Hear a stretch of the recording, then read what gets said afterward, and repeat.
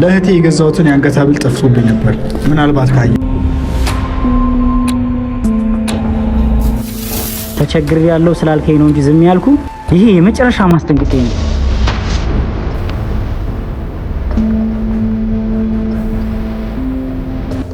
ሙአዝ አለቃ ይፈልግ።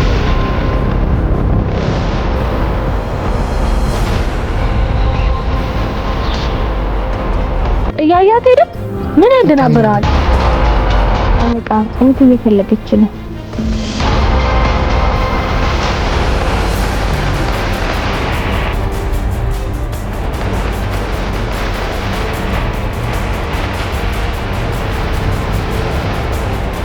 ለእህቴ የገዛሁትን የአንገት ሐብል ጠፍቶብኝ ነበር።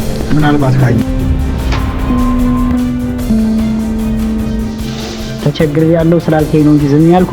ይሄ የመጨረሻ ማስጠንቀቂያ ነው።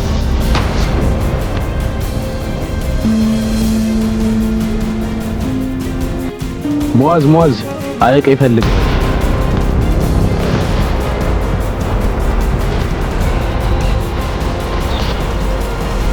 እያያት ሄደ። ምን ያደናብራል? አለቃ እህት እየፈለገች ነው።